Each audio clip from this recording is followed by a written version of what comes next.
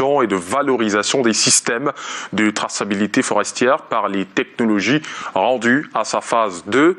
Les résultats de ce projet ont été présentés ce jour lors d'un atelier à Yaoundé. Delphine Fonkoutene et Serge Alain Zébou. La mission révèle que les accidents de la route ont causé des pertes de 908 milliards de francs CFA à l'économie du pays ces 5 dernières années.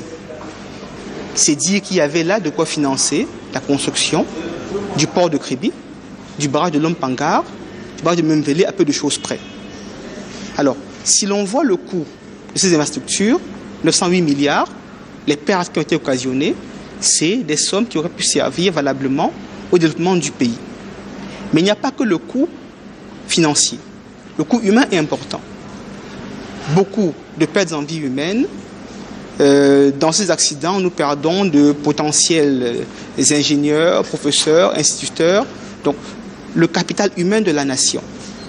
Alors, la stratégie qui a été présentée et validée vise à construire le cadre d'action pour les 5 prochaines années. Qu'est-ce qui sera fait de manière prioritaire, quelles sont les ressources financières disponibles, etc. Vous l'avez compris, on reviendra sur cet élément dans nos prochaines éditions. Parlons du Cameroun honoré en République populaire de Chine. Des jeunes Camerounais ont terminé 4e sur 111 pays en compétition lors du concours international des lycéens du pont chinois.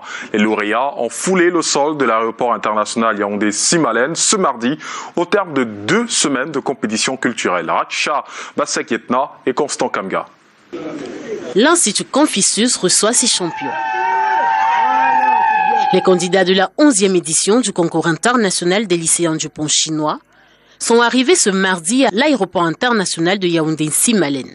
Après 2 semaines passées en Chine pour défendre les couleurs du Cameroun, ces jeunes lions indomptables de la culture chinoise ont bravé tour à tour les différentes étapes. La connaissance, la culture et la danse chinoise, épreuve à passer durant cette compétition. 3e derrière la Corée du Nord, il décroche la 4e place du continent sur 111 pays représentés. On a sélectionné les champions de chaque pays. Le Cameroun était premier en Afrique.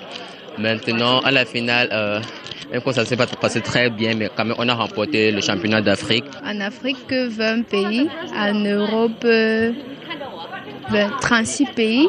On a gagné